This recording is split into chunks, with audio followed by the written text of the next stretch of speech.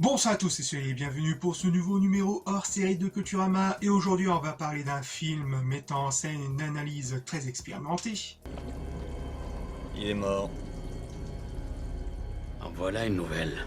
Mais aussi d'une livraison Amazon qui tourne mal. Qu'est-ce qu'il y a dans ce paquet? Je te demande de me donner ton Qu'est-ce qu'il y a dans ce paquet? Bref, aujourd'hui on va parler du film Seven.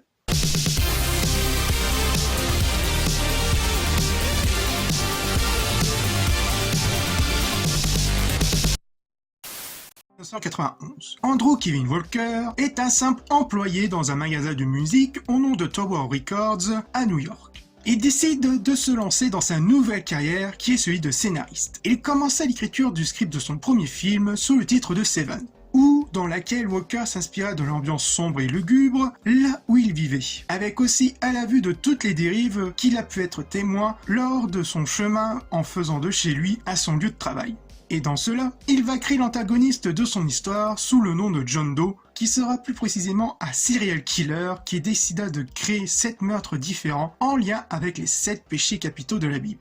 J'ai grandi dans une banlieue de Pennsylvanie, donc New York a été pour moi un véritable choc culturel. J'ai vécu à New York de 1986 à 1991, c'était donc l'apogée de beaucoup de choses spécifiques à New York, comme l'épidémie de crack qui a augmenté. C'était très différent de ce que c'est aujourd'hui. Par exemple, on n'allait jamais à Times Square sans faire très attention. C'était aussi, plus encore qu'aujourd'hui, une description concise d'une chose en une ou deux phrases était un moyen très utile d'expliquer les films, en particulier parce qu'à l'époque, il y avait un marché spéculatif gigantesque. L'idée des « meurtres des 7 péchés capitaux » était donc une réaction au fait de vivre à New York et de me mettre dans l'état d'esprit de John Doe, où l'on pouvait marcher dans la rue et voir tous les « péchés capitaux » à chaque coin de rue. Et si quelqu'un était si hautement, si excessivement sensible à ces injustices, c'est de là que l'idée des 7 péchés capitaux est venue. C'était ma façon d'essayer de faire de ma dernière semaine chez Tower Records ma dernière semaine chez Tower Records. J'ai travaillé chez Tower pendant 3 ans et chaque semaine je me disais, je vais m'en sortir cette semaine en écrivant. Mais cela a évidemment pris du temps. 2 mois plus tard, Walker finit son premier script et il tenta de prendre contact à un certain David Koepp, le futur scénariste de Jurassic Park, pour lire son script, mais sans succès car impossible de le rejoindre. Par la suite, il le montra à son patron, qui celui-ci l'aime plutôt bien et qui même va l'encourager à tenter sa chance à Hollywood. Après sa démission, il s'installa à Los Angeles et tenta sa chance aux plusieurs boîtes de production, jusqu'à ce que la boîte italienne Pentafilm lui offre une opportunité de produire son film. Cependant, la Pentafilm voulait une réécriture, notamment sur la fin qui jugeait beaucoup trop sombre, qui préférait une fin beaucoup plus classique avec de l'action. Mais Walker persiste car cette fin est la clé de toute son histoire. Mais la Pentafilm refuse et balança même un ultimatum à Walker pour annuler son projet. Pas le choix, Walker cède à contre-cœur et décide de réécrire sa fin, où les détectives affrontent le serial killer dans une église en feu. D'abord, une société appelée Panta a pris une option sur le film en collaboration avec Phyllis Carlile, qui était managée, puis l'a donnée à Jeremiah Chochik, qui était le réalisateur de Christmas Vacation. La première partie du processus a consisté pour moi à faire une réécriture massive, à le réécrire avec obéissance et à modifier considérablement le script de Jeremiah, et il l'a vraiment rendu très différent et la fin était complètement différente. Et coup de théâtre, la Pentafilm connaît des difficultés financières qui l'entraînera bien des années plus tard, soit en 1994, à sa dissolution et à vendre de bon nombre de projets, dont parmi eux Seven, dont la Pentafilm va le vendre à la New Line Cinema, qui était dirigée à l'époque par un certain Arnold Coppelson. Celui-ci va redonner une chance au projet, avec en tête soit Guillermo del Toro ou encore Phil Joannou à la réalisation. Walker peut enfin respirer que son œuvre revit de nouveau.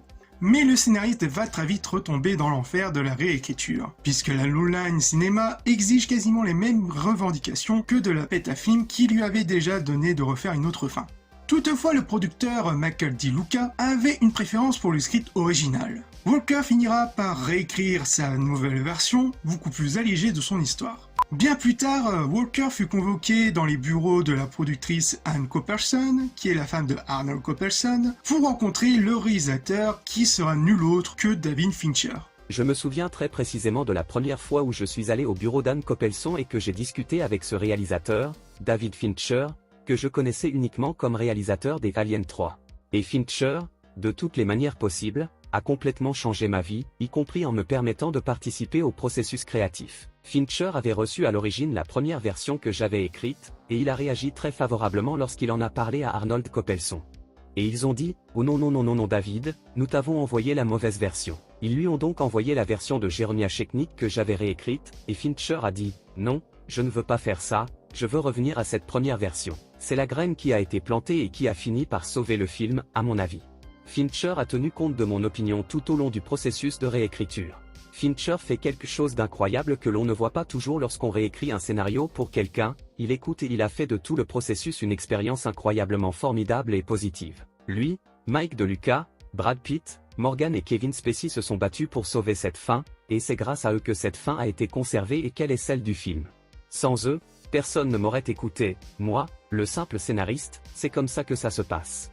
Fincher et Walker finiront par avoir eu raison pour garder la fin, et finissent tout de même par réécrire le script qui le finiront en août 1994. Et une fois le script validé par la New Line, le casting peut enfin commencer. Pour incarner le jeune inspecteur David Mice, 2 acteurs avaient été approchés pour le rôle, et qui sont nul autre que Sylvester Stallone ou encore Denzel Washington. Mais tous les deux refusaient le rôle. C'est alors que le dirigeant Arnold Coppelson propose à Fincher de donner le rôle à un certain Brad Pitt, après avoir eu une révélation lors de son visionnage du film Légende d'automne. C'est précisément ce rôle qui va propulser Brad Pitt dans le monde du jeu d'acteur. Je suis sorti de Légende d'automne avec un sentiment profond au creux de l'estomac, c'est une superstar. Dans Seven, les gens vont voir un Brad Pitt auquel ils ne s'attendaient peut-être pas. Il n'arrive pas à cheval, il n'est pas vraiment rasé et il porte la même chemise blanche moche tout au long de l'incident. Il va prouver qu'il est bien plus qu'un joli minois. Mais ce sera très compliqué de convaincre Brad Pitt, car celui-ci n'aimait pas trop le personnage au départ. Je cherchais quelque chose qui est davantage une touche documentaire, plus conversationnelle et urbaine comme The Conversation ou The French Connection, arborant une coupe de cheveux en brosse à bouteille qui ressemble tout simplement à une erreur. Je veux dire, ce type est un peu idiot. Les intentions sont là, il parle sans vraiment savoir de quoi il parle. Je suis plus calme, j'ai tendance à m'asseoir et à voir ce qui se passe. J'ai toujours été comme ça. Je n'avais pas pensé à Brad au départ. Je n'avais jamais vu Mills comme quelqu'un de particulièrement accompli, et je craignais que Brad ne paraisse trop équilibré. Mais quand je l'ai rencontré, je me suis dit, ce type est tellement sympathique qu'il peut commettre un meurtre sans être inquiété. Il peut faire n'importe quoi et les gens lui pardonneront. Et après une longue discussion entre Fincher et Brad Pitt concernant un peu plus sur le personnage de Max, Brad Pitt finira par accepter de prendre le rôle. Et pour le personnage de l'inspecteur Summerfest, Walker avait d'abord imaginé William Hurt pour le rôle lors de son écriture de son script en 1991. Mais David Fincher préféra Morgan Freeman. Mais tout dépendra de la réponse de 4 autres acteurs qui avaient postulé pour le rôle, et qui sont nul autre que Robert Duvall, Gene Hackman, Harrison Ford ou encore Al Pacino, dont les 4 acteurs ont tous refusé. Ce qui va laisser la place à Morgan Freeman, qui va finalement prendre le rôle. I guess he thinks he's gonna sort of live out the rest of his life in some semblance of peace. But right after his replacement shows up, these serial killings begin. And he gets caught up in the investigation and is sort of trapped by his own need to solve the puzzle. Et pour le rôle de Stacy Mice, la femme de l'inspecteur Mice, Fincher voulait absolument l'actrice Gwyneth Paltrow, qui savait être à l'époque la petite copine de Brad Pitt. Mais non! Mais hasard de dingue! Mais l'actrice hésita à prendre le rôle, car elle jugeait le scénario beaucoup trop sombre. Mais Brad Pitt essaya de la convaincre. Et au cas où elle refuserait de prendre le rôle, David Fincher pensa à l'actrice Christina Applegate pour prendre le rôle. Brad Pitt organisera finalement une rencontre entre Gwyneth Paltrow et Fincher. Après une longue discussion, Gwyneth Paltrow finira par accepter de prendre le rôle. Gracie is a very unique woman. She's very centered and very direct.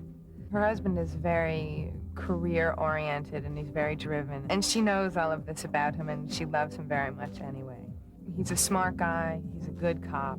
He loves the thrill of being a homicide detective and they get entwined in this unbelievable serial murder case. Et pour le rôle du serial killer, alias John Doe, David Fincher ainsi que Walker avaient tous les deux pensé à l'acteur Ned Beatty, mais il refusa en décrivant que le script comme la chose la plus diabolique qu'il n'y ait jamais lu. Par la suite, Fincher et Walker approcha le chanteur Marcus Stipe du groupe rock REM. Dans un premier temps, celui-ci a répondu oui, mais il a dû refuser en raison des dates de tournée de son groupe.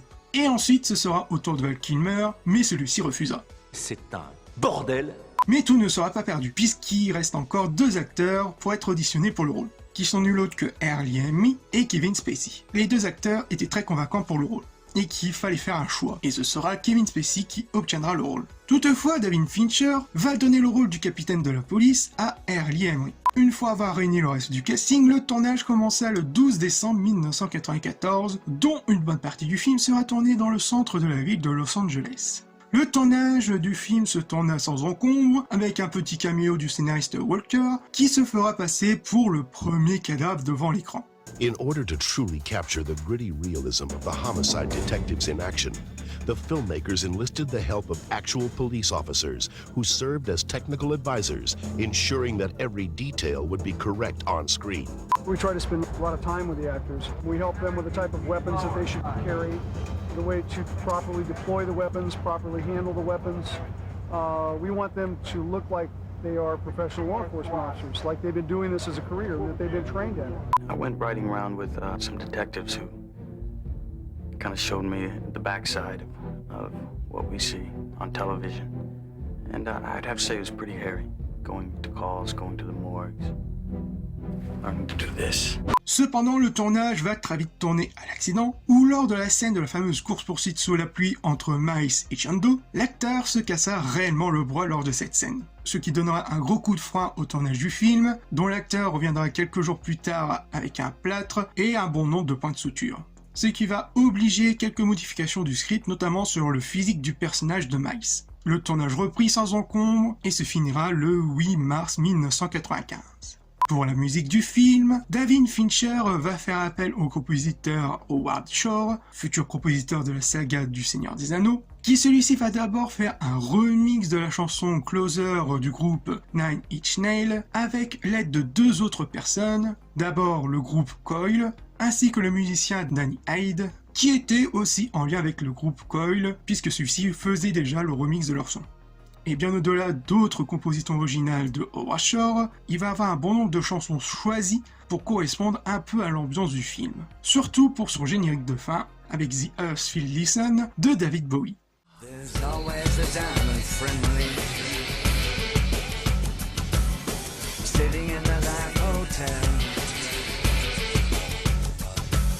The heart's filthy lessons.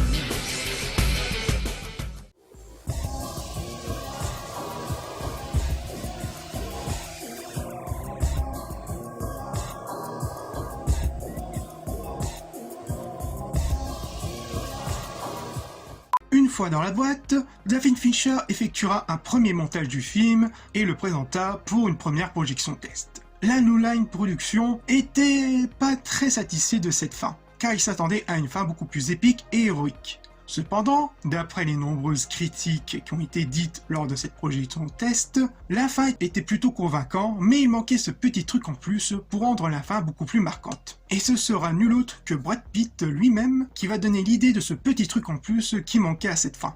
Brad Pitt présenta son idée à Fincher et Walker, qui celui-ci était plutôt satisfait et décida de réécrire le script. Et par la suite, Fincher et Walker présenta leur nouvelle réécriture et demanda aux dirigeants de la New Line de refaire quelques prises pour la fin. La New Line accepte avec un temps très limité et un petit surplus de 3 millions de dollars qui élèverait le budget total du film à environ 31 à 34 millions de dollars. Et une fois retourné et remonté, lors d'une seconde projection test, qui finira par convaincre tout le monde. Le film sorta d'abord le 22 septembre 1995 aux États-Unis, puis en France le 31 janvier 1996, et qui va raconter l'histoire de l'inspecteur William Summerfest, un homme très organisé et qui est à quelques semaines de la retraite et qui va se rendre vers l'une de ses dernières affaires. Sur les lieux du crime, il reproche à son nouveau venu, l'inspecteur David Miles, de venir en retard. Et par-dessus tout, William Summerfest n'aimait pas trop l'attitude un peu rebelle que l'inspecteur Summerfest avait. C'est vous qui menez la danse, inspecteur. Oui. Je veux que vous regardiez et je veux que vous écoutiez, ok? Je connais quand même, disons, un tout petit peu le métier. Je suis à la criminelle depuis 5 ans. Ça compte pas ici. Ça, j'en suis conscient. Au cours des 7 prochains jours, soyez gentil de bien vous rappeler ce que je viens de vous dire. Mais le lendemain, plus précisément un lundi, les deux hommes sont confrontés à un nouveau meurtre qui cette fois-ci est bien étrange, dont très vite bien plus tard correspondra à l'une des 7 péchés capitaux. Toutefois, l'inspecteur Summerfest refuse de continuer et préfère prendre sa retraite. Attends une minute. Je suis désolé, je ne peux pas m'en occuper. Somerset. Il l'a voulu, non? Connerie. Je vais assurer. Mais plus les meurtres s'enchaînent, plus la curiosité augmente envers l'inspecteur Summerfest qui décide finalement de revenir de sa retraite et d'aider l'inspecteur Max à résoudre cette enquête qui va les mener bien loin de tout ce qu'il pouvait imaginer. Californien, n'approchez pas. Restez à l'écart, compris? Ne venez pas ici. Quoi que vous entendiez, restez à l'écart. John Doe à l'écart, Tom. À sa sortie, le film fut très bien accueilli, que ce soit de la part de la presse et du public, ce qui va se ressentir très vite au box-office mondial, avec un total d'environ 328 millions de dollars récoltés à travers le monde. Le film va avoir un bon nombre de récompenses, comme par exemple celui du meilleur film et du meilleur scénario au Fantaporto en 1996, ou encore celui du meilleur méchant pour Kevin Spacey au MTV Awards 1996, mais aussi un bon nombre de nominations, notamment lors des Oscars en 1996. Et c'est bien dommage qu'il n'ait pas remporté le moindre grand prix, car Seven est pour moi l'un de mes meilleurs thrillers policiers préférés, avec cette ambiance sombre et bien lugubre à travers sa réalisation au teint unique, avec aussi ces personnages au caractère bien particulier qui vivent dans ce récit au nombre de rebondissements jusqu'à sa fin riche en tension, et d'une conclusion qui chamboulera toute morale jusqu'à même à cette inversion du générique. Bref, Seven est un excellent film thriller policier que je vous conseille fortement le visionnage ou le revisionnage de celui-ci, et que bien évidemment je conseille fortement la vidéo du coroner pour tous ceux qui l'ont déjà vu au moins le film, via la chaîne Chronique Fiction, qui est vraiment une analyse un peu plus en profondeur sur cette fin qui est vraiment mémorable. Voilà, ce hors-série de Culturama est fini, j'espère qu'il vous aura plu, n'oubliez pas de liker, commenter, de partager et à vous abonner si le contenu vous plaît, et on se retrouve pour de futures vidéos. Peace.